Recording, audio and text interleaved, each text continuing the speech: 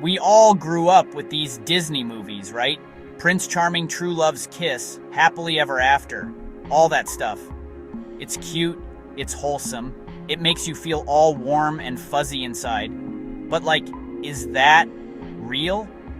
I've been thinking about this a lot lately. Just sitting here with my coffee, staring at the wall, and I'm like, relationships are so much more complicated than that. They're messy and confusing and sometimes kind of scary, you know? It's not always sunshine and rainbows. Sometimes it's thunderstorms and, existential dread. And honestly, I think that's way more interesting. I feel like we're all a little bit obsessed with the idea of love, but we're also terrified of it. We crave that connection, that feeling of being seen by someone, but the vulnerability that comes with it is a lot. It's like you're handing someone a map to all your insecurities and just hoping they don't, use it against you. And sometimes they do. That's where things get really intense. Passion, obsession, care control. It's that part of romance that doesn't make it into the fairy tales, the dark side of love. So, today, I wanted to, dive into that. Okay, starting off with a show that, personally destroyed me for a solid week. Normal People. Ugh. Just saying the name makes my chest feel heavy. It's not dark in a murderer kind of way. It's a different kind of darkness. Miscommunication, bad timing, two people so intertwined but who can't get it right. It's Connell and Marianne. Their story is a beautiful, agonizing dance, coming together, pulling apart, over and over. It feels so real, almost painful to watch. The whole thing is just so intimate. You feel like you're intruding on their most private moments, the things they don't say, the quiet spaces between them, screaming with tension. Okay, if Normal People was the quiet internal darkness, Tell Me Lies is like the loud, external, five-alarm fire kind of toxic. This show is basically a textbook on what a destructive, all-consuming, can't-quit-you relationship looks like. It follows Lucy and Steven from the moment they meet in college. It is just a mess. But it's the kind of mess you absolutely cannot look away from. It's that addictive, thrilling, butterflies in your stomach feeling, but the butterflies are actually wasps and they're stinging you from the inside. The show nails the intoxication of first love. Young, out on your own for the first time. Alright, let's talk about the affair. Ultimate, he said, she said, on steroids. It's about Noah, a writer, unsatisfied. Allison, a waitress, grieving a terrible loss. They meet one summer in Montauk and start an affair that shatters lives. Each episode split into two perspectives. Same events, different memories. The differences are everything. What is the truth? Does objective truth exist in a relationship? Consequences ripple out. Spouses, their children, everyone. And there's a murder mystery hanging over it all. Ultimately, it's a psychological exploration of memory, identity, desire. Chapter 4. Okay, this next one is, ooh, it's sneaky.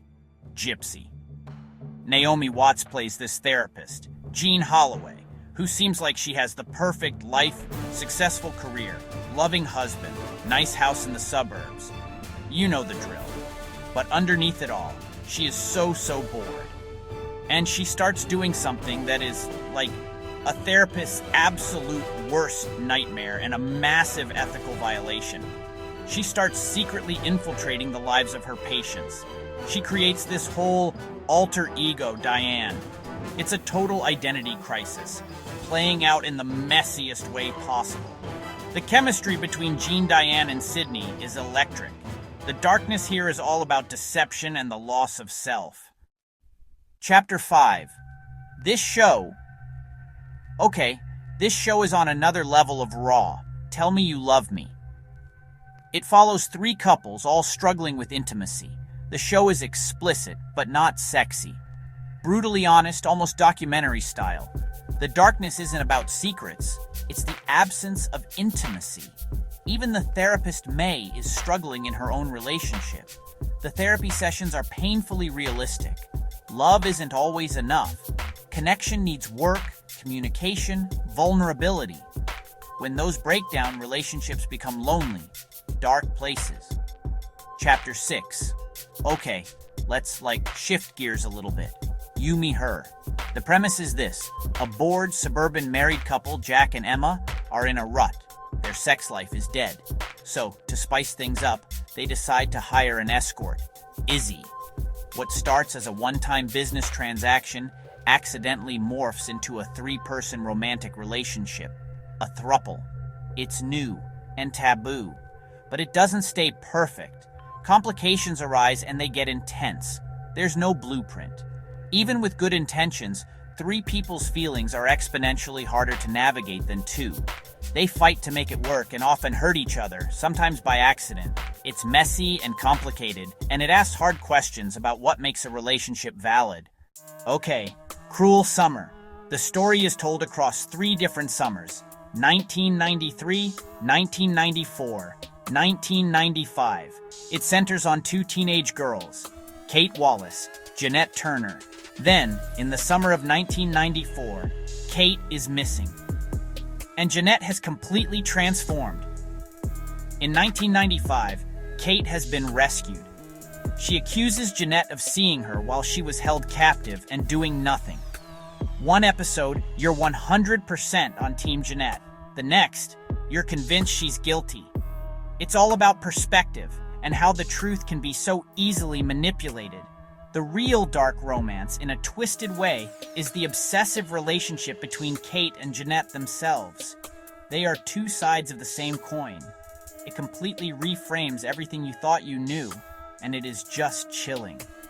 This show has my entire heart. It's so weird and stylish and hilarious, but it is also so profoundly dark and sad. The End of the Fing World is about 2 teenagers, James and Alyssa. A road trip story where one person is planning to murder the other. That is like the definition of a dark romance. Awkward situations, funny situations, sometimes violent situations. A funny thing happens. He starts to feel things. She slowly lets her guard down. It's a love story that starts with a murder plan and becomes 2 broken people trying to make a whole. Okay, we need to talk about Behind Her Eyes. She has a chance encounter. Guess who her new boss is? David. And guess what? He's married. Right away you have a setup for a messy, forbidden affair. And it happens. Adele seems perfect, beautiful, rich, but also incredibly lonely. The marriage between David and Adele isn't just unhappy. It's terrifying, paranoia. The show makes you constantly question who the villain is. It introduces lucid dreaming, astral projection. It adds a supernatural, paranormal layer to the psychological horror. I absolutely cannot spoil the ending for you. It's one of the most shocking, out-of-left-field twists in TV history. Seriously, just watch it. And here we are, number 1. Was there ever any doubt? When you think dark romance in modern TV, you think of Joe Goldberg. You is like the ultimate exploration of this topic. It's all told from Joe's perspective. Charming, sensitive, literary, romantic. Except for the part where he's a stalker, a kidnapper, a serial killer. The formula is brilliant and terrifying. He meticulously crafts himself into her perfect man, engineering chance encounters, manipulating her life to remove obstacles. We are inside his head. We hear his justifications. Sometimes you almost get it. The show seduces the audience like Joe seduces victims. Each season, he finds a new object of obsession. The tragic, terrifying cycle repeats. It shows how much of ourselves we put online and how easily that info can be weaponized.